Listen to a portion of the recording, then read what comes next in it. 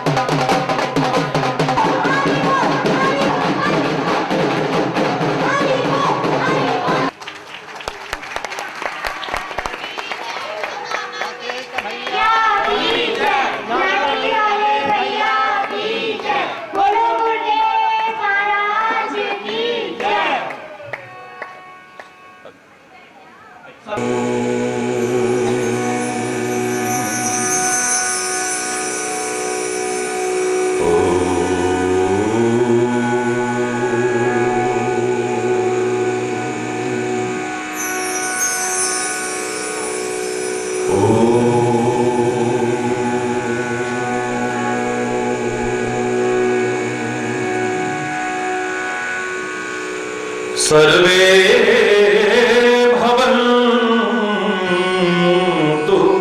सुखिनः सर्वे सन्तु निरामयाः सर्वे भद्राणि पश्यन्तु मा कश्चित् दुःखभाग् भवेत् मा कश्चित् दुःखभाग् भवेत्। ॐ शान्ति शान्ति शान्ति।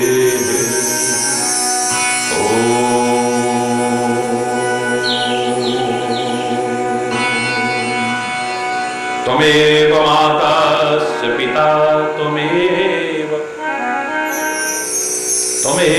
बन्धुश्च सखा त्वमेव विद्या द्रविणो त्वमेव सर्वं मम देवदेव। ॐ शान्ति शान्ति शान्ति।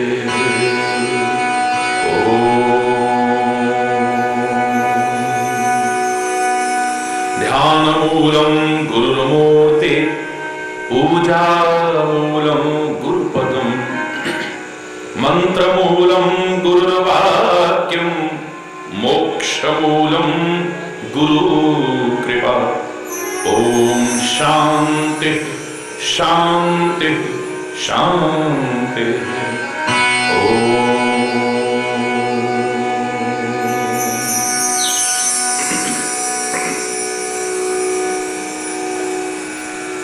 प्रेम मुदित मन से कहो राम राम राम राम राम राम राम राम राम।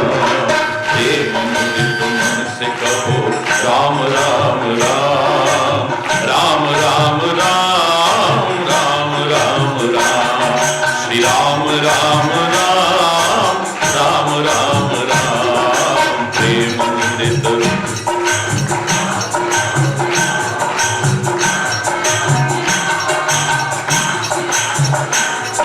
श्री राम राम राम राम राम राम।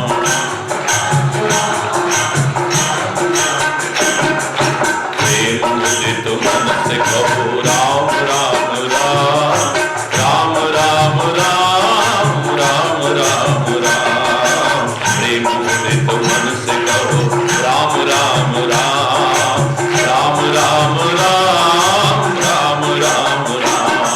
श्री राम राम राम राम राम राम।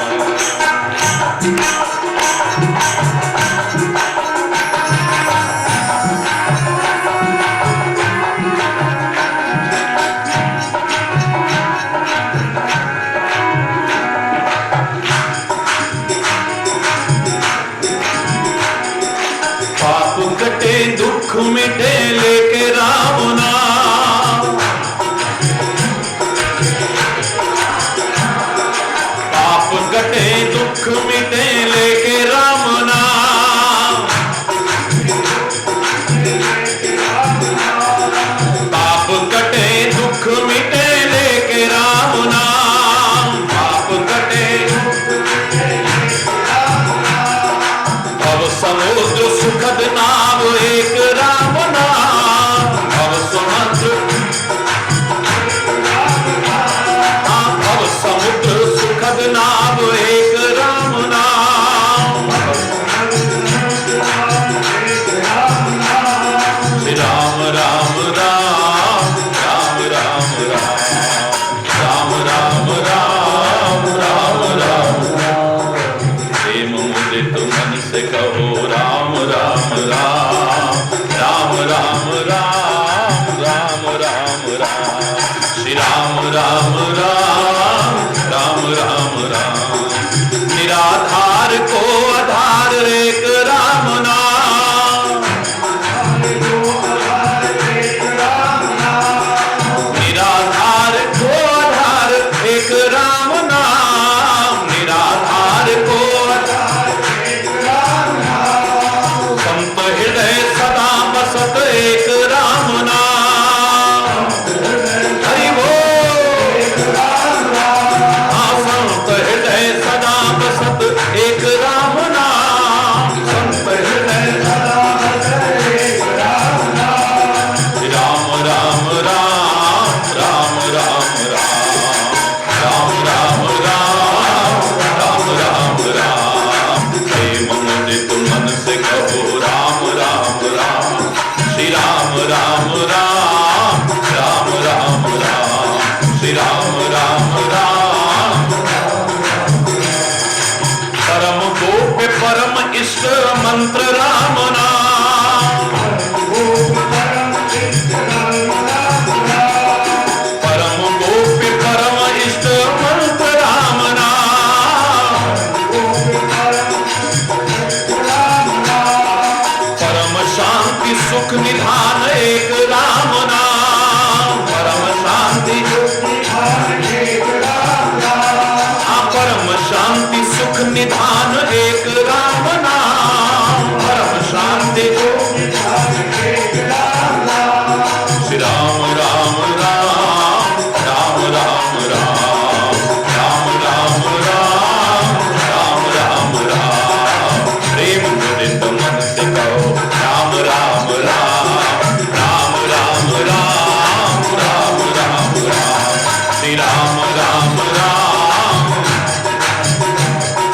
महादेव सतत जपत दिव्य राम नाम, हरि बोल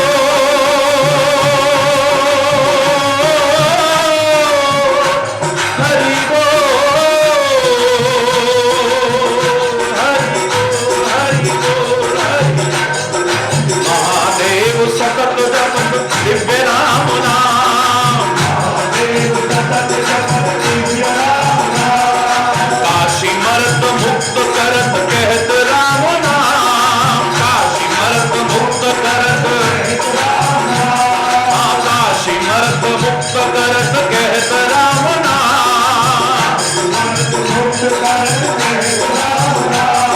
श्री राम राम राम राम राम राम।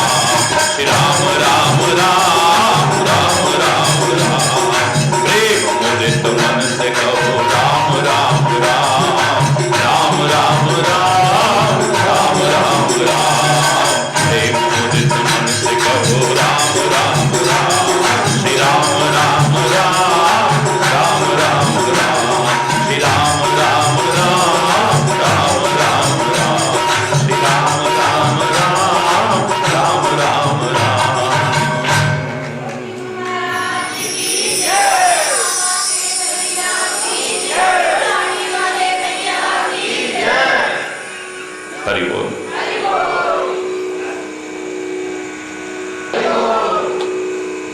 से बोलिए हरि बोल। सौभाग्यशाली हैं आप और हम सभी जो स्वर्ग पिता परमात्मा की असीम अनुकंपा से ये क्षण मिल रहे हैं। सब कुछ मिल सकता है दुनिया में, लेकिन ये सौभाग्यशाली क्षण उसकी कृपा के बिना नहीं मिल सकता। सुध धारा धन लक्ष्मी ये तो पापी के हों हुए, बाकी आप सब कुछ हासिल कर सकते हैं। और जिसे आप अपने मानव जीवन की परम उपलब्धि हासिल करके मान चुके हो, वो आपके मानव जीवन की परम उपलब्धि नहीं है।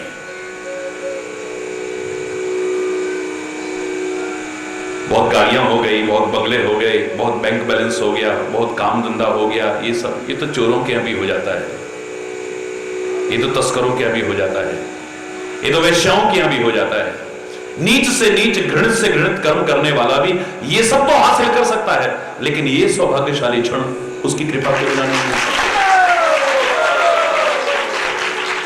तुलसी कहता है जब द्रवय दीन दयालु तब साधु संगत पाइए। जब वो कृपा करता है तब ये क्षण मिलते हैं। प्रचलित चौपाई भी आप बोलते हो, बिनु सत्संग विवेक न होहि, पर राम कृपा बिनु सुलभ न सोहि। संत विशुद्ध मिलहि पुनि तेहि, राम सुकृपा विलोकहि जेहि। जब बहुत कृपा करके वो देखता है, उसकी कृपा की नजर पड़ती है, तब ये क्षण हमें मिलते हैं। रामायण में सुंदरकांड में आप पढ़ते होंगे, विभीषण कहता है हनुमान जी कभी राम जी मुझ पर कृपा करेंगे? क्या कभी श्री राम मुझ पर कृपा करेंगे?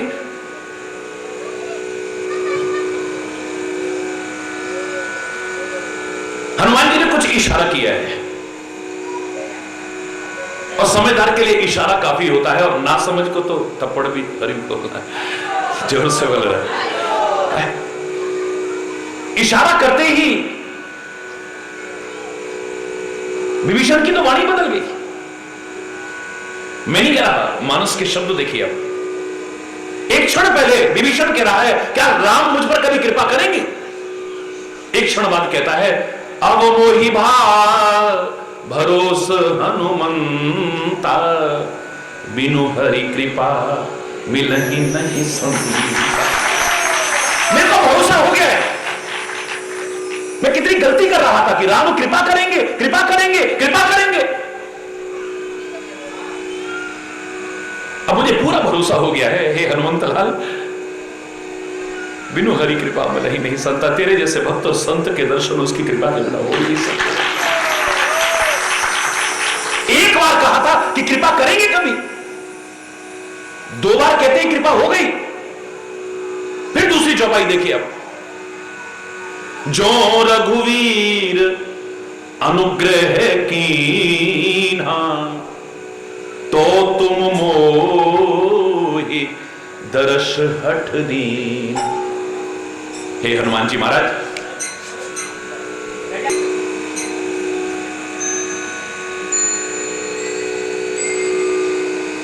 जो रघुवीर अनुग्रह कीन्हा, परमात्मा श्री राम ने कृपा की है तभी तो तुम मोहि दर्श हट दीना। हे हनुमान जी महाराज, इस लंका जैसी अपवित्र नगरी में, राक्षसों की अपवित्र नगरी में तेरे जैसे भक्त और संत के अगर दर्शन हो रहे हैं, तू कहां आता? ये तो उसने कृपा करके तुझे भेजा है। बहुत सौभाग्यशाली है।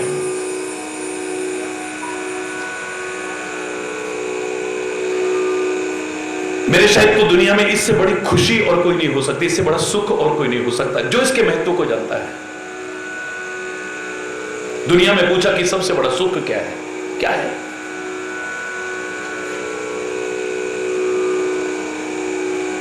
दुनिया का सबसे बड़ा सुख क्या है? रामचरितमानस में कहते 7 प्रश्न पूछे, उनमें से एक था संसार का सबसे बड़ा सुख क्या है? बड़ा सुख कवन, सबसे बड़ा सुख क्या है? बोले संत मिलन सम सुख जग नाही, संत मिलन सम सुख जगना। संत के मिलने के समान और दुनिया का कोई सुख हो ही नहीं सकता, क्योंकि सुख का सच्चा मार्ग यहीं से प्रशस्त होता है।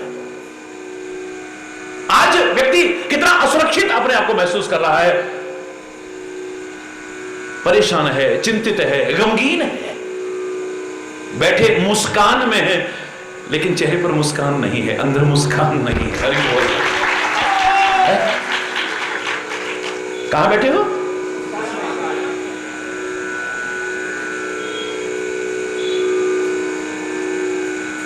महाराज जी चुपचाप बैठे हुए थे एक जगह पे।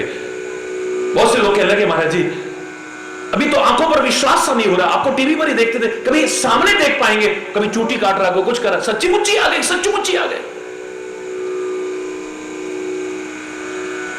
लेकिन जब सामने सौभाग्य मिला ही है तो हमारे पर कृपा करो ना, कुछ शब्द मार्गदर्शन के लिए हमें बताओ ना। मैं चुप बैठा रहा। एक बच्चा उठ के कहता है, महाराज जी सिखा तो रहे हैं ना, वो हर समय मुंह लटका के रहने वालों, देखो महाराज जी के चेहरे की तरफ, मुस्कुराते दिख रहे हैं तुम्हें। यही मुस्कुराहट तुम्हारे जीवन का अभिन्न अंग बन जाए, जिंदगी सा बन जाए। अगर ये मुस्कान भी तुम्हारे जीवन में आ जाए, लाफिंग क्लब का सहारा लेकर के हा हा हा हा हा हा हा, पुराने जमाने में राक्षस ऐसे ऐसा करते थे, लाफिंग क्लब का सहारा लेकर के हा हा हा हा हा करना पड़ रहा है। कोई लाफिंग योगा के नाम पर हा हा हा हा हा करा रहा है, पर कितनी देर के लिए? वहां से निकलते ही फिर अंदर दुख है, परेशानियां हैं, उलझने हैं, चिंताएं हैं, पता नहीं वो मुस्कुराहट कहां गायब हो जाती है, वो हंसी कहां लुप्त हो जाती है, पता ही नहीं चलता है। अभी मैं पंजाब में भी था, मैं तो आपके प्यार की प्रशंसा करूंगा। लोग कह रहे थे, महाराज जी हम आपका एहसान कभी चुका नहीं सकते, आप हमारे इतने से अनुरोध पर आप यहां आ गए, इतने व्यस्त कार्यक्रम में से, संभव नहीं था, इतने व्यस्त कार्यक्रम में से निकल के आए हो। तो इसमें महाराज जी को श्रेय नहीं जाता, आपके प्यार को श्रेय जाता है, जो इतने व्यस्त कार्यक्रम में से आप निकाल रहे हैं।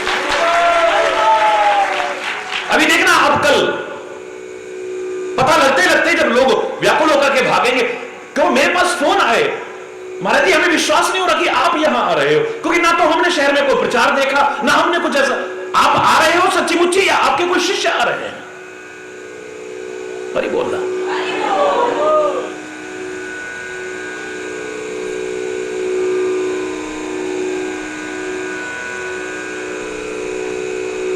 हरिचंदन की कोई हिम्मत नहीं कहीं आ सके या जा सके, पर आपके प्यार में वो ताकत है जो नंगे पैर भी बुला सके।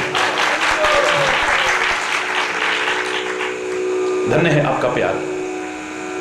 तो मैं भी पंजाब में था, एक माता जी ने रोते रोते एक भजन सुनाया था, मुझे उसकी एक पंक्ति याद आती है,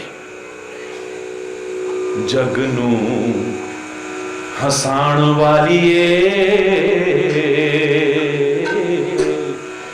मैनू हसिया बड़ा चिर होया।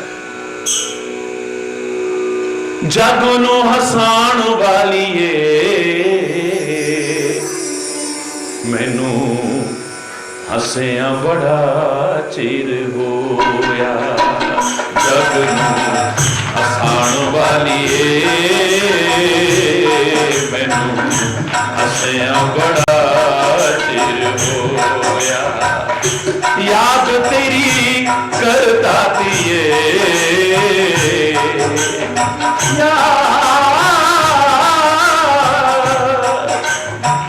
याद तेरी करता दिए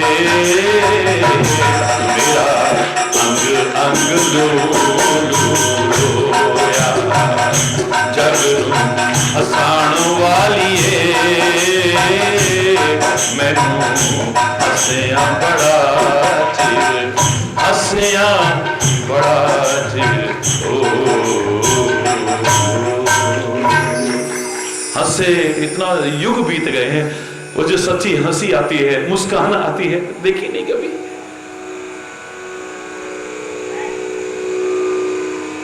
जीवन में कोई खुशी नहीं है, कोई उमंग नहीं है, कोई जोश नहीं है, कोई आनंद नहीं है। और किसी शायर ने कहा था, जिंदगी मुर्दा दिल क्या खाक जिया करते हैं? ये भी कुछ जीना है जहां खुशी नहीं है, जहां उत्साह नहीं, जहां उमंग नहीं, जहां जोश नहीं है, जहां मुस्कुराहट नहीं है, जहां जीवन में आनंद ही नहीं है, कुछ जहां सुकून नहीं है, शांति नहीं है, जहां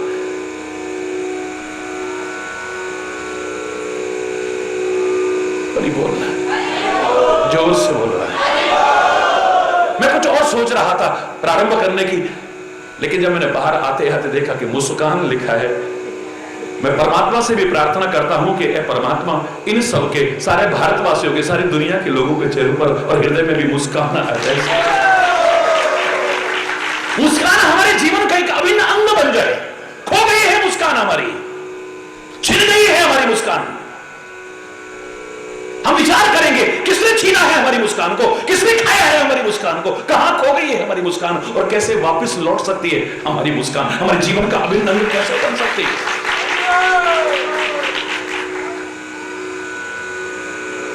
वो छोटा सा बच्चा कहता है महाराज जी सिखा तो रहे हैं, अरे देखो महाराज जी के चेहरे की तरफ, महाराज जी कुछ ना भी बोले लेकिन अपनी मुस्कुराहट से सिखा रहे हैं कि इस मुस्कान को अपने जीवन का अभिन्न अंग बनाओ। ये जिंदगी है।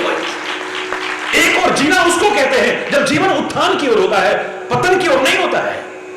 भारतवर्ष में अधिकांश जगह जीना बनाया जाता है, सीढ़ियां बनाई जाती है, स्टेयर्स कहते हैं, सीढ़ियां कहते हैं, कहीं पौड़ियां कहते हैं, पर ज्यादातर जगह पर जीना कहते हैं उसे।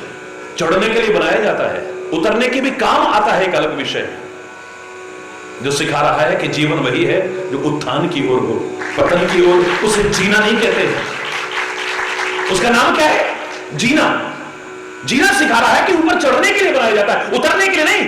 उतरने के काम आता है, एक अलग विषय है, लेकिन जीवन वही है, जीना वही है जो उत्थान की ओर हो, कभी पतन की ओर ना हो, निकृष्टता की ओर ना हो, अधमता की ओर ना हो। रोज हमें दीप जलाने के लिए कहा गया। दीप जलाने का भाव क्या था कि दीप शिखा भी हमेशा ऊपर की ओर होती है। किधर होती है? ऊपर की ओर होती है। उत्थान की ओर हो, ऊपर की ओर हो, ऊर्ध्वगामी तुम्हारा जीवन हो, अधोगामी तुम्हारा जीवन ना हो। यज्ञ करने का विधान रखा गया, हमारे महर्षियों ने यज्ञ करा करो। अब वो यज्ञ विभिन्न प्रकार के यज्ञ बताए, लेकिन यज्ञ में भी जब अग्नि चलती है किधर की ओर जाती है? बोलो ना। वो अग्नि और धूम किधर की ओर जाता है? ऊपर की ओर जाता है। यानी तुम्हारा जीवन ऊर्ध्वगामी होना चाहिए, अधोगामी नहीं होना चाहिए। चूल्हे में भी अग्नि जलाई जाती है तो हमेशा अग्नि को आप देखते हैं ऊपर की ओर होती है। लेकिन संगति ने नाश मार के रख दिया है। जिन देवता को हम पूजते थे, अग्नि देव हमारे प्रमुख देव हैं। भारतवर्ष के ही नहीं, विभिन्न राष्ट्रों में अग्नि को प्रमुख देव के रूप में पूजा जाता है। मैं कहा करता हूं संघ का देखो प्रभाव, पशु पक्षी पर तो क्या पड़ेगा, उन पर तो पड़ता ही है। साधु के घर के तोता और मैना भगवान का नाम रटते हैं और वही दुष्ट के घर में गालियां सीख जाते हैं। स्वाति नक्षत्र की बूंद अलग अलग नहीं है, केले में पड़ती है कपूर बन जाती है, सीप में गिरती है मोती बन जाती है, सर्प के मुख में गिर करके जहर बन जाती है। संगति का ही प्रभाव है। हरि चैतन्य करो संगति सज्जन की मेरे भाई, कर संगति दुर्जन की बाबरे, शुभ गति काबू न पाई। कर संगति केले की स्वाति, बन कपूर है जाती। सीप की कर संगति बन मोती, अच्छी कीमत पाती। और वह यदि संगति कर ले सर्प की, प्राण हर विष बन जाई। हरि चैतन्य करो संगति सज्जन की मेरे भाई। दुर्जनों का संग मत करो, सज्जनों का संग करो। उन पर प्रभाव पड़ा, इस पर प्रभाव पड़ा। मानव के जीवन में तो संघ का प्रभाव आप नकार ही नहीं सकते हैं। जैसा संघ करोगे वैसा ही जीवन बनेगा, याद रखना। सज्जनों का साथ करके जीवन ऊपर रहेगा, दुर्जनों का साथ करके आपके जीवन कभी यश के लायक बनेगा, मुझे नहीं लगता है।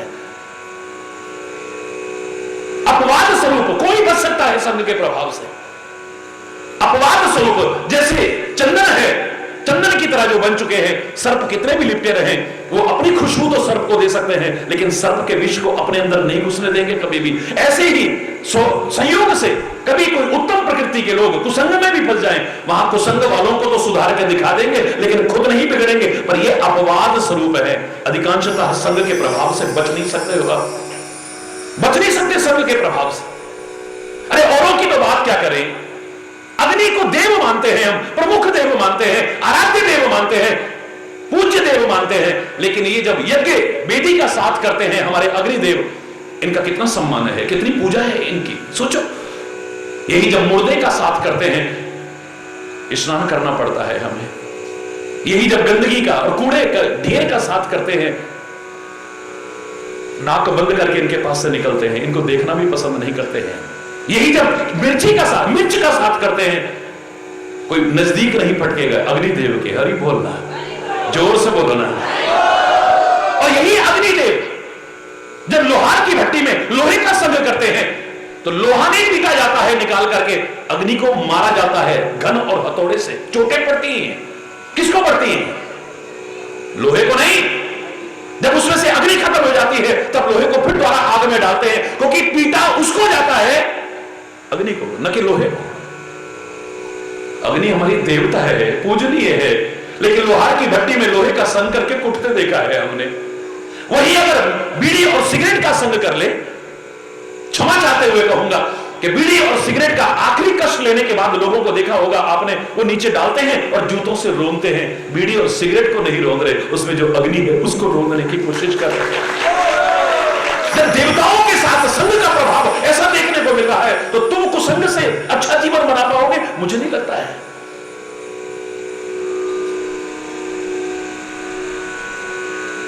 गलत संग करके अपनी जिंदगी को ऊंचा उठा पाओगे? मुझे नहीं लगता है। तुम्हें संग की आवश्यकता है।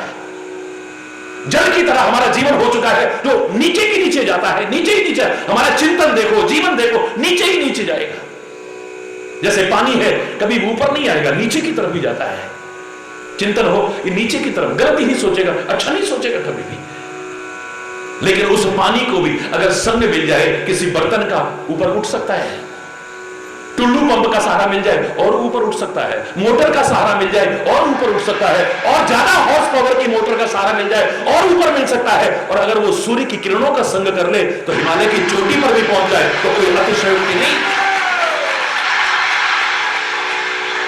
सूर्य की किरणों का संग करके वही पानी जब सूख करके जाता है, हिमालय में पहुंच जाए, बर्फ बन जाए, हिमालय की चोटी पर भी पहुंच जाए, तो बहुत बड़ी। तो संग का ही तो प्रभाव हुआ, कहीं का प्रभाव है। परमात्मा की कृपा से जो ये सौभाग्यशाली क्षण मिले हैं, परमात्मा की कृपा से। धन्यवाद हरि चैतन्य को मत देना, धन्यवाद अपने किन्हीं सत्कार्यों को देना, या धन्यवाद उस परम पिता परमात्मा को देना कि तेरी कृपा से ये मिला है। इसको पा करके, इसका संग करके, ये खाली सुनने तक ना रहे, ये खाली बोलने तक ना रहे, इसका संग हो जाए। सत्संग का तात्पर्य सत्य का संग हो, खाली सत्य की चर्चा ना हो, खाली सत्य का बखान ना हो, खाली सत्य का सुनना ना हो, सत्य का संग हो जाए। ये जीवन का अभिन्न अंग बन जाए, हमारे जीवन के हर क्रियाकलाप में उतर जाए। देखना सच्ची मुस्कुराहट तुम्हारे चेहरे पर और तुम्हारे अंतर में ना आ जाए।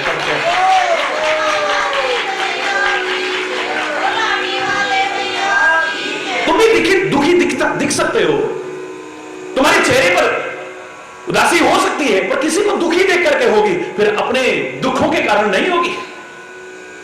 तुम्हारी आंखों में आंसू आ सकते हैं, लेकिन किसी दुखी को देख करके करुणा के आंसू आएंगे, या फिर परमात्मा के प्रेम में आंखें बरसेंगी, दुख से नहीं बरसेंगी। अन्यथा आपके चेहरे पर मुस्कुराहट रहेगी, और मात्र चेहरे पर नहीं, अंदर में मुस्कुराहट रहेगी। चेहरे से तो बहुत मुस्कुराते दिखते हैं, अंदर चाहे आग लगी होगी। हरि बोलना। दिखावटी मुस्कुराहट बहुतों के जीवन में देखने को मिलती है। मैं दिखावटी मुस्कुराहट की बात नहीं कर रहा हूं, स्वाभाविक मुस्कुराहट की बात कर रहा हूं, अंतर की मुस्कुराहट की बात कर रहा हूं, जो शायद बहुत रेयर नजर आती है, कभी कभी नजर आती है, कहीं कहीं नजर आती है। अरे बोल, जोर से बोलो। दिखावटी तो कितने हैं, टेलीविजन पर समाचार सुनाते हैं, आप खुद देखते हो, समाचार इतने दुखद सुनाए कि सुनकर के हमारी आंख में आंसू आ गए। वहां इतने मर गए, वहां इतना आ गया, ये दुर्घटना हो गई, फलाना हो गया, और पूरे सुनाने के बाद नमस्कार, यहां तक चौड़ा कर दिया। आई मुस्कान, लेकिन नकली है, दिखावटी है, वास्तविक नहीं। उनको करना पड़ता है, आने नहीं अंदर से। हवाई जहाज के आप अंदर घुसे, जैसे ही आप अंदर प्रवेश करने लगे, नमस्कार, स्वागत किया आपका इतनी लंबी मुस्कुराहट से, चाहे आपके निकलते हरि बोल, नकली है, दिखावटी है, अंदर की मुस्कुराहट नहीं चुटकुले सुनाता है, कंपटीशन में भाग लेता है, या किसी कार्यक्रम में जोकर का काम करता है, हंसा रहा है, सबको हंसा रहा है, खुद भी हंसता है, औरों को भी हंसाता है, लेकिन वो दिखावटी है। वहां से उतरते ही घर का जब अभाव याद आता है, अपने दुख याद आते हैं, अपनी परेशानियां याद आती हैं, तो आंखें भी रोती है और अंदर भी रोता है। वास्तविक मुस्कुराहट नहीं है वो मुस्कान। हमारे परमात्मा के जितने भी अवतार हैं, जितने भी अवतार, सारी विशेषताओं को एक तरफ रखो, सबसे पहली सामने देखते ही जो विशेषता नजर आती है, मुस्कुराहट नजर आती है, जिसे शास्त्रों ने बहुत सुंदर ढंग से वर्णन किया है। जब पूजा पाठ करने लगे, जिनको मालूम हो, जो करते हो, क्या बोलते हो सबसे पहले? प्रसन्न वदनम ध्यायेत सर्व विघ्नोपशान्तये। प्रसन्न वदनम ध्यायेत, प्रसन्न वदन परमात्मा का स्मरण करके सारे विघ्न शांत हो जाते हैं। प्रसन्न मुख को स्मरण, खिलता हुआ चेहरा, खिलता हुआ, मुस्कुराहट का वर्णन मिलता है। परमात्मा श्री राम की मर्यादाओं का वर्णन बाद में किया है, दिव्यताओं का वर्णन किया बाद में किया है, महानताओं का वर्णन बाद में किया है। सबसे पहले जब श्री राम का प्यारा सा मुखारविंद सामने आता है, तुलसी लिखे बिना नहीं रहता है, उसमें सबसे बड़ी विशेषता क्या है? देखो जरा, बड़े ध्यान से देखना। रक्तांभोज दलाभिराम नयनम पीतांबर आलंकृतम श्यामांगम दुगजम प्रसन्न वदनम। मुख कैसा है? प्रसन्न वदनम।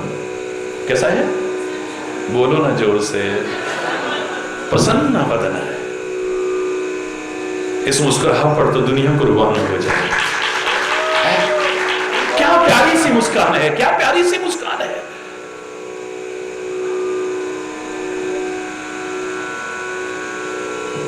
प्रसन्न वदन,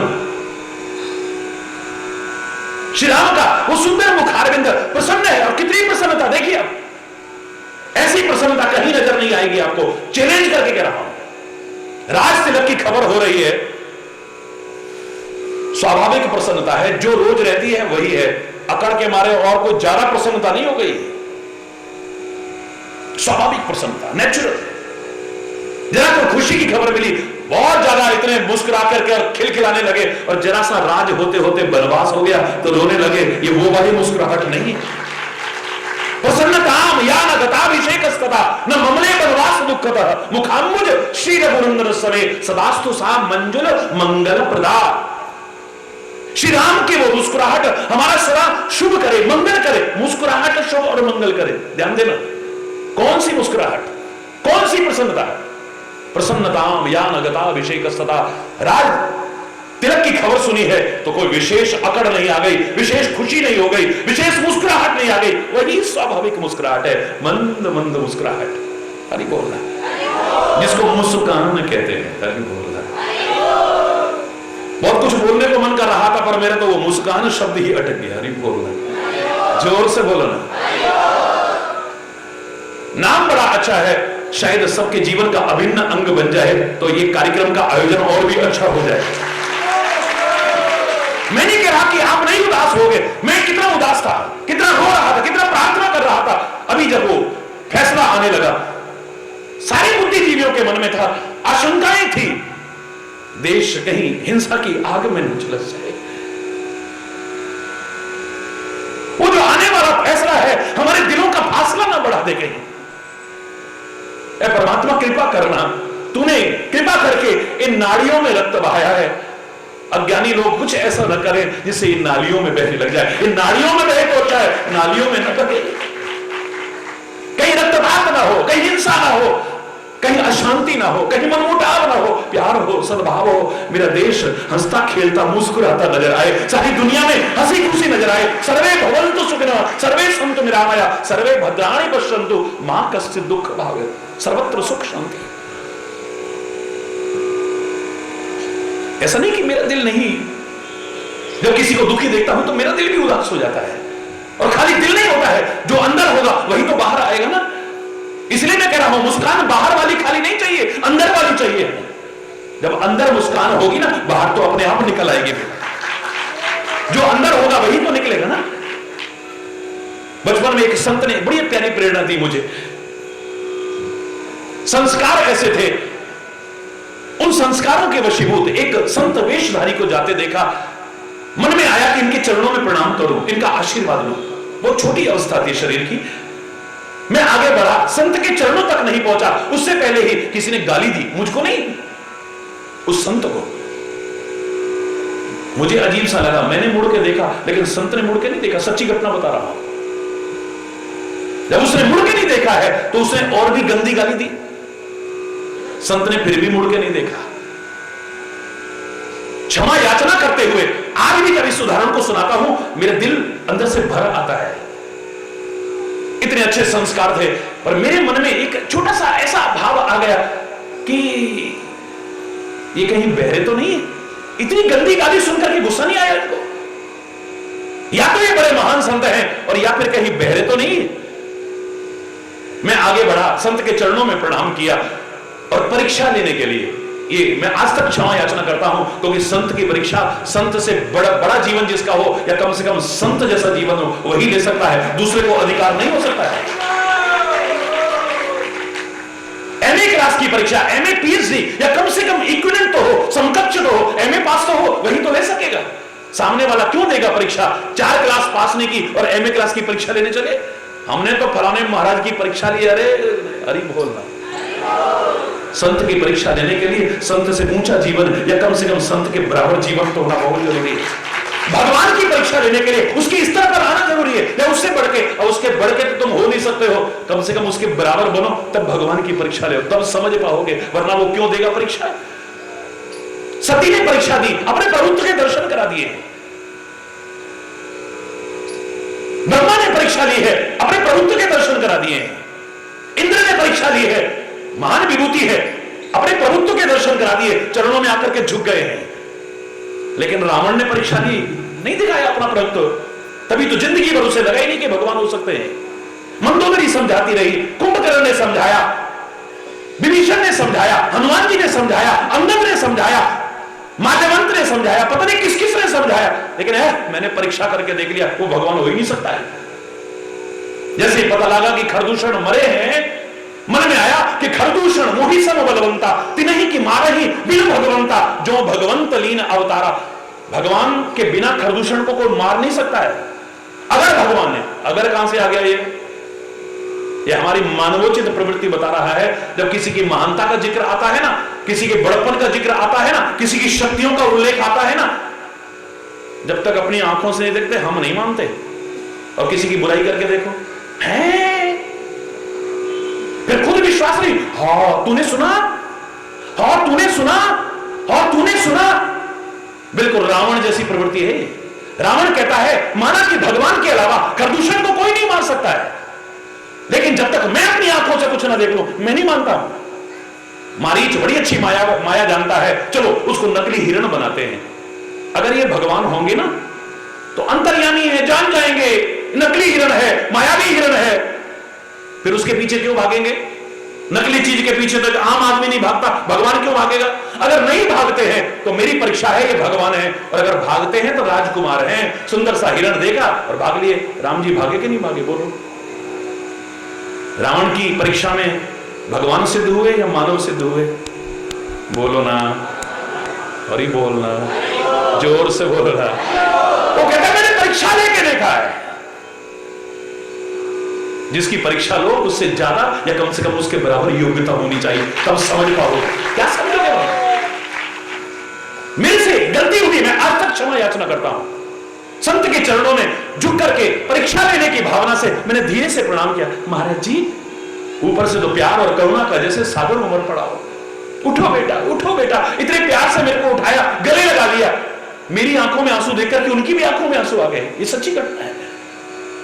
मेरे मन में आया मुझसे अपराध हो गया है, गलती का एहसास हुआ मुझे। मैंने उनके हाथों से फिसला, उनके चरणों में फिर से गिरा, उनकी चरणों की धूली ली, अपने माथे पर लगाया, अपने आप को पवित्र किया। कहने लगे बेटा क्या बात है? मैंने कहा महाराज बाकी बात बाद में, पहले ये बताओ पीछे तुमको गाली दे रहा था कोई, वो आपको गाली दे रहा था। आगे बोलने नहीं दिया। बोले दे ही तो रहा था, ले क्या रहा था? हरि बोल। दे ही तो रहा था, ले क्या था। मैंने कहा महाराज इतनी गंदी गाली। बोले बेटा जिसके अंदर जो होगा वही तो निकलेगा, वही तो उगलेगा। इनके अंदर गालियां हैं, इनके अंदर दुर्व्यवहार है, इनके अंदर क्रोध है, इनके अंदर द्वेष है, इनके अंदर घृणा है, ये उसी को उगलने की कोशिश करते हैं। पर हमारे अंदर जो क्षमा है, करुणा है, कृपा है, उदारता है, परोपकार है, सुहृदता है, हम उसी को डालेंगे। जो अंदर होगा वही तो बाहर आएगा ना। है कितना प्यार करते हैं, कितना प्यार करते हैं सबसे। कौन करेगा जिसके अंदर प्यार भरा होगा। इसको तो देखो तो हर एक से नफरत करता है, अंदर नफरत भरी हुई है। जब देखो गुस्से में तमतमाता रहता है, अंदर गुस्सा भरा हुआ है। जब देखो किसी की निंदा चुगली करता रहता है, क्योंकि अंदर वही भरा हुआ है। जो अंदर होगा वही तो बाहर आएगा। इसलिए मैं चाहता हूं ये मुस्कुराहट आए, लेकिन चेहरे तक नहीं, आपके अंतर में आ जाए। जब अंदर में आ जाएगी ना तो बाहर तो अपने आप छलकेगी, चिंता मत। बाहर वही आता है जो अंदर होता है। किसी कवि ने क्या कहा था, द्रग बिंदु बताते हैं कि भगवान है उर में। ये आंख से जो आंसू निकल रहे हैं, ये लग रहा है कि घनश्याम है उर में। घनश्याम माने भगवान भी, घनश्याम माने काले काले बादल भी। वो काले काले बादल अंदर है, वो घनश्याम अंदर है। यानी वो घनश्याम दिल में। क्यों? घनश्याम न होते तो ये बरसात न होती। दर्द बिंदु बताते हैं कि घनश्याम है उर में। अंदर वो बैठा हुआ है। अंदर अगर घनश्याम न होते तो ये घनश्याम बाहर कैसे निकलते, बरसते कैसे। ये जो सावन भादों की तरफ बरस रहे हैं ना, अंदर बैठा हुआ है मेरा। स्वाभाविक मुस्कुराहट चाहिए, स्वाभाविक प्रसन्नता चाहिए, स्वाभाविक मस्ती चाहिए। सच बताओ, जीवन में कितने ऐसे क्षण आए हैं तुम सच्चा मुस्कुराए हो।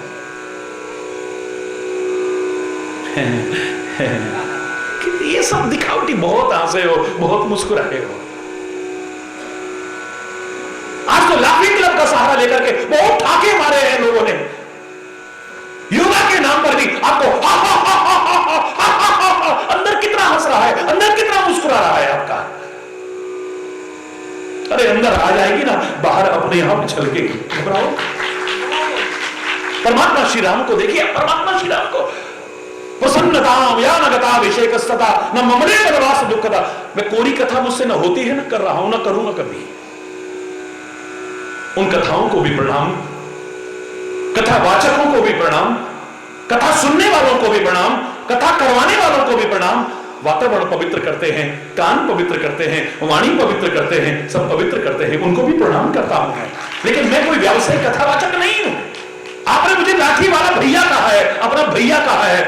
मुझे जो मिला, जिससे जीवन में मस्ती और आनंद आया, वो तुम्हें देने की कोशिश कर रहा हूं, एक विरासत के रूप में देने की कोशिश कर रहा हूं। कोई कथा नहीं, प्रैक्टिकल बात है। किसी भी धर्म का, किसी भी संप्रदाय का, किसी भी मजहब का कोई भी व्यक्ति इसे सुने, उसे लगेगा कि हमारी कथा है, हकीकत है। सबकी मुस्कुराहट छिन गई है, खो गई है। ऐसी मुस्कुराहट मर्यादा पुरुषोत्तम श्री राम को जब देखा, राज तिलक की खबर हो रही है, तो कोई विशेष अलग से हंसी और मुस्कुराहट या अहंकार कुछ नहीं आ गया। वही स्वाभाविक मुस्कुराहट है, स्वाभाविक। और राज तिलक होते होते वनवास हो गया। हरिपुर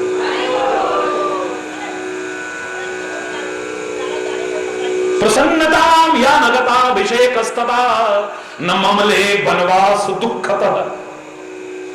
एक चेहरे पर उदासी की रेखा नहीं है, जरा सा चेहरा मुरझाया नहीं है। 14 वर्ष का वनवास की खबर सुन करके और वनवास की तरफ चलते चलते ऐसे मुस्कुराते हुए जा रहे हैं, ऐसे मुस्कुराते जा रहे हैं। दुनिया देखती रही ये क्या हो रहा है। तुलसी को लिखना पड़ा, कैसे संभव हुआ। इतने बड़े विशाल साम्राज्य को छोड़ करके जंगलों में जा रहे हैं और इनके चेहरे पर मुस्कुराहट क्यों है। क्या वजह हो सकती है, ये कैसे संभव हो पाया। तुलसी ने तुरंत शब्द लिखा, बोले राम ऐसे जा रहे हैं जैसे राहगीर किसी धर्मशाला में रुक जाए और सुबह उठ के चल देता है। चाहे अरबों रुपए खरबों रुपए की धर्मशाला बनी हो, एयर कंडीशन बंगले हो, उसके अंदर बड़ी सुख सुविधाएं हो, लेकिन उससे कोई लगाव होता है? सुबह उठते ही अच्छा जी फिर आइएगा, हाँ आएंगे, चल दिए। बिल्कुल जैसे मुस्कुराते अंदर घुसे थे, उसको छोड़ करके जाने में भी कोई दुख नहीं हो रहा। मुस्कुराते बोले अयोध्या के विशाल साम्राज्य को ऐसे छोड़ करके जाए, बटोहू की नाई, तुलसी लिखता है बटोहू की नाई, बोले राहगीर की तरह, जैसे राहगीर धर्मशाला को छोड़ के चल देता है, ऐसे हंसते हंसते मुस्कुराते मुस्कुराते चल दिए।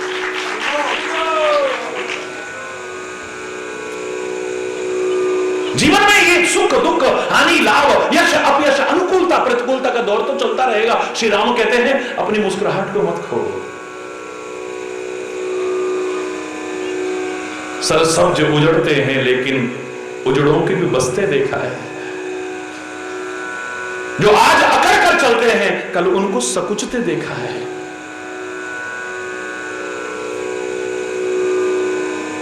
जब वक्त गरीबी का देखो, कंकड़ भी महंगे मिलते हैं। जब पास में पैसा होता है माणिक को भी सस्ता देखा है। हाँ हाँ 2 डब्बे रख दो, कोई बात नहीं नो ब्रो, 10 लाख, अरे 10 लाख कोई बात रख दो यार, तो अरे बोल। एक वो वक्त था कंकड़ भी खरीदने में सोचना पड़ता था। ये संसार परिवर्तनशील है, यहां सब कुछ बदलता है। सुख आया है तो अभिमान मत करना, और दुख आया है तो उदास मत हो जाना। वो नहीं रहा ये भी नहीं रहेगा, ये नहीं रहा तो वो भी नहीं रहेगा। हरी बोल रहा है।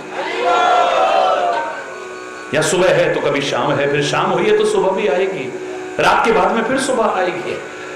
सुख आया है तो दुख आएगा, सुख आया है तो दुख, और दुख आया है तो एक दिन जाएगा। जब सुख जाएगा तो दुख देकर, और जब दुख जाएगा तो सुख देकर। तो सुख देकर जाने वाले से मानव क्यों घबराता है? दुख भी मानव की संपत्ति है, तो क्यों दुख से घबराता है? ये हमेशा नहीं रहा है। हरा भरा वृक्ष भी एक दिन पतझड़ जब आता है ठूंठ बन करके रह जाता है। कहां गए पत्ते, कहां गए वो फूल, कहां गई वो समृद्धता, सब खत्म, सूखा ठूंठ खड़ा हुआ है। कई अज्ञानी लोग तो उसे बेकार समझ करके चंद स्वार्थों के लिए काट करके दूर फेंक देते हैं अपने से। प्रकृति के साथ खिलवाड़ करते हैं, छेड़छाड़ करते हैं, वृक्ष लगाने की बजाय वृक्ष काट देते हैं। अपने लिए विपत्तियों को स्वयं आमंत्रित करते हैं, क्योंकि प्रकृति तो हमारी जन्मदात्री मां से ज्यादा रक्षक है। लेकिन जब इससे खिलवाड़ करते हैं, छेड़छाड़ करते हैं, इसकी अवहेलना नियमों की करते हैं, ये कब भक्षक बन जाती है पता भी नहीं चलता है। फिर भूकंप आता है, सुनामी आता है, सूखा पड़ता है, अतिवृष्टि होती है, बाढ़ आती है, फिर ये प्राकृतिक आपदाएं झेलनी पड़ती हैं। काहे के कारण? हमारी उन गलतियों के कारण। जहां एक और दुख होता है उस आपदा में जो पीड़ित हैं उनको देख करके, जहां एक और सहयोग करने का आह्वान किया जाता है, वहीं पर ये विचार करने से भी बाज नहीं आ सकते हैं कि इस विपत्तियों को बुलाया किसने है? हमने बुलाया है। किसने आमंत्रित किया है इनको? प्राकृतिक आपदाओं को हमने किया है। अच्छा हरा भरा पेड़ था, इतना विशाल पेड़ था, क्या पक्षियों की चहचहाहट होती थी उसके ऊपर। राहगीर भी आते थे, बैठ जाते थे, बड़ी शांति मिलती थी, बड़ा आनंद मिलता था। सूरज की गर्मी से जलते हुए तन को मिल जाए तरुवर की छाया, ऐसा ही सुख मेरे मन को मिला है। मैं जब से शरण तेरी आया मेरे राम, सूरज की गर्मी से जलते हुए तन को मिल जाए तरुवर की छाया। पेड़ की छाया मिली, राहगीर भी आके बैठ के बड़ी शांति मिल रही थी। अब जब पतझड़ आया, पत्ते सूखने लगे, एक ठूंठ बन करके रह गया इतना विशाल समृद्ध वृक्ष। अब पक्षी भी नहीं चहचहाते वहां पे, अब राहगीर भी उसमें आकर के नहीं बैठते, सूना हो गया है, उदास हो गया है। बिल्कुल यही है दुनिया के लोगों की रीति। जिसका खाते हैं, जिसके पत्ते गंदे करते हैं, उसमें आग लग जाए या वो सूख जाए तो सबसे पहले वही पक्षी साथ छोड़ के जाते हैं। यही स्थिति है सुख के सब साथी। अरे बोलना है, जोर से बोलना है। अच्छी के बहुत साथी बन जाते हैं, जो वैसी स्थिति में भी साथ निभाए। सच्चा साथी तो वही हो सकता है जिसमें धीरज धर्म मित्र और नारी आपद काल परख नहीं, तब पता लगता है कौन अपना है कौन पराया है। जब तक हरा भरा था उसमें फल लगे हुए थे, पत्ते लगे हुए थे, कितने राहगीर बैठते थे, कितने पक्षी चहचहाते थे। अब पतझड़ आने पर जब बिल्कुल उदास हो गया है, अब कोई नहीं आता पास में। लेकिन समझदार उसे काटते नहीं है, वो कहते हैं पतझड़ आया है तो एक दिन बसंत भी आएगा, और जब बसंत आएगा तो बस अंत हो जाएगा इस नीरवता का, इस उदासी का। तब फिर से नई नई कोमलें फूटेगी, नए नए पत्ते आएंगे, फिर से खुशहाल हो जाएगा, फिर से पक्षी चहचहाएंगे, फिर से इसकी शरण में आकर के लोगों को भी शांति मिलेगी। इसे काट करके फेंको मत। ये आया है तो ये हमेशा नहीं रहेगा, वो आया है तो वो हमेशा नहीं रहेगा। श्री राम करके दिखाते हैं। सुन लाज तिलक की खबरों को, अरमान सभी के दिल में थे, उम्मीदें भरी उन नजरों से सावन सा बरसता देखा है। सर सब्ज उजड़ते हैं लेकिन उजड़ों को भी बसता देखा है। घबराओ मत। श्री राम कह रहे हैं, अपनी स्वाभाविक मुस्कुराहट से बता रहे हैं कि राज तिलक हो गया तो विशेष प्रसन्नता नहीं, और राज तिलक होते होते वनवास हो गया तो चेहरे पर जरा सी उदासी नहीं, मलिनता नहीं। ऐसी मुस्कुराहट, ऐसी मुस्कुराहट कैसी भी परिस्थिति उसको छीन ना सके, कैसे भी हालात उसको हमसे दूर ना कर सके, ऐसी मुस्कान चाहिए हमें। वो मुस्कान गार्डन में बैठे मेरे प्यारे बच्चों, मेरे प्यारे भाइयों, मेरे प्यारी बहनों, मैं दावे से कह रहा हूं, अगर इसको जीवन में अपना लिया, जो संदेश यहां मिलेगा, मैं नहीं कह रहा कि आपकी आंखें फिर नहीं रोएंगी, फिर प्रभु प्रेम में रोएंगी, किसी को दुखी देख करके रोएंगी, अन्यथा मुस्कुराहट होगी, मुस्कान होगी सच्ची आपके जीवन में। हल्का हल्का चलाते रहो बेटा, जोर से बोलो ना, और जोर से बोलो ना। भगवान शंकर के स्वरूप को जब हम देखते हैं, कई लोग कहेंगे परमात्मा निराकार है, कोई कहेगा परमात्मा साकार है। मैं पूछता हूं वो सब कुछ है या नहीं? बोलो, बोलो ना, वो सब कुछ है या नहीं? है ना? तो फिर निराकार भी वही है, साकार भी वही है, सब कुछ वही है, फिर बहस किस बात की? अरे बोल, जब सब कुछ वही है। मेरे से किसी व्यक्ति ने बचपन में पूछा था, एक मंदिर में जाते हुए, इन पत्थरों में क्या भगवान बैठा है? अरे बोल। तो मैंने कहा भाई साहब भगवान कहां होता है, आप बता दो। नहीं, भगवान तो कण कण में है, भगवान तो जर्रे जर्रे में है, भगवान तो सर्वव्यापक है। मैंने कहा झूठ बोलते हो, अगर वो सर्वव्यापक है, कण कण में है, जर्रे जर्रे में है, तो फिर इस मूर्ति में भी होना चाहिए। वहां नहीं है, वहां कैसे हो सकता है? ये प्रश्न लगाना ही सर्वव्यापकता पर प्रश्न चिन्ह लग जाता है। अरे बोलना, मैंने नहीं कहा कभी भी कि मूर्ति में ही भगवान है, पर मूर्ति में भी भगवान है, ये तो तू भी सिद्ध कर रहा है। अरे बोलना, अरे बोलना, मूर्ति में भी भगवान है, ये तो तेरी बात से भी सिद्ध हो रहा है। ही में और भी में there is a lots and lots of difference, बहुत बड़ा अंतर है। अगर मैं कह देता हूं मूर्ति में ही भगवान है, तो इसका तात्पर्य कहीं और नहीं है, और भी अगर है तो यानी सर्वत्र है। जब कण कण में है, जर्रे जर्रे में है, तो फिर बहस किस बात की? यहां नहीं हो सकता, वहां नहीं हो सकता, वहां नहीं हो सकता।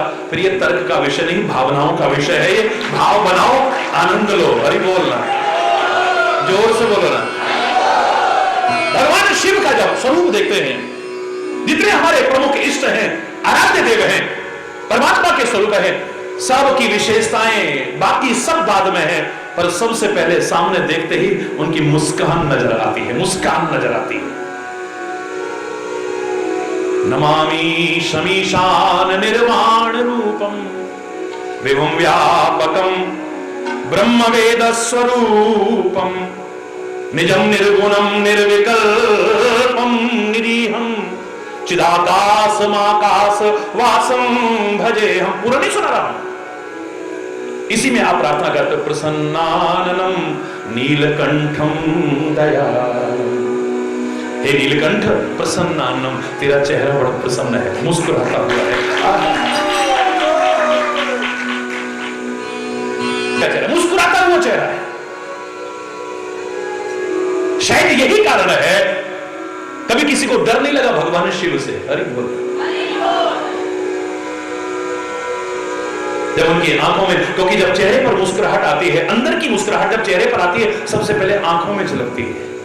अरे बोल, कितना लोगों की निगाह में कितना विकराल रूप होगा, लेकिन कहा कर्पूर गौरम करुणावतारम, आंखों को देखो तो करुणा और कृपा टपक रही है, बरस रही है, करुणा बरस रही है, नजरें नहीं हटती है वहां से। क्यों? क्योंकि मुस्कुराहट है। रोते हुए को, उदास को आप कितनी देर देख सकते हो?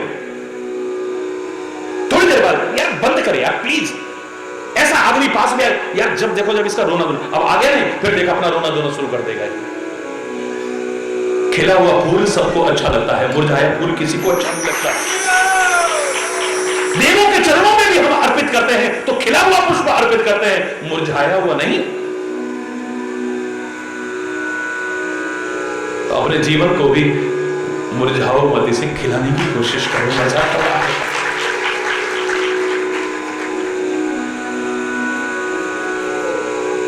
जिसको भी देखेंगे आप, परमात्मा के जिन स्वरूपों में देखें,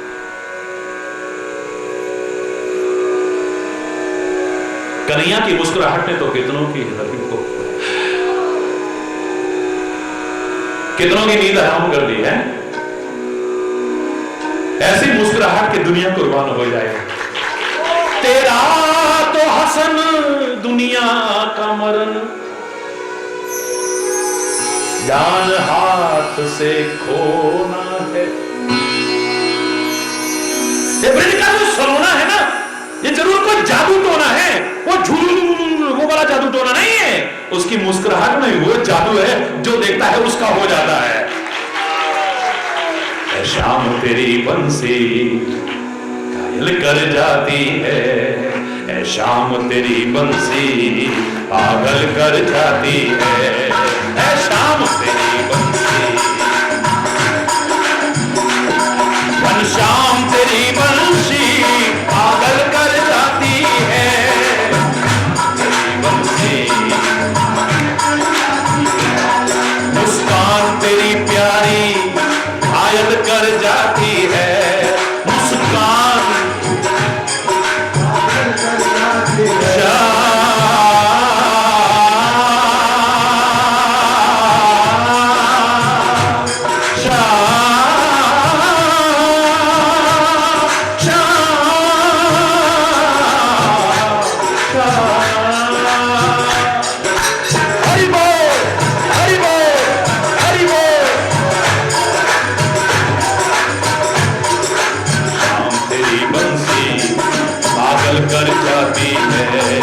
शाम तेरी बंसी पागल कर जाती है, मुस्कान तेरी प्यारी। और मैं सच मान, मैं कुछ और बोलना चाहता था लेकिन अंदर घुसते ही पता नहीं क्यों आया, मन करा कि मुस्कान पर ही बोलो। हरि बोल, हरि बोल, हरि बोल, हरि बोल। मुस्कान तेरी प्यारी घायल कर जाती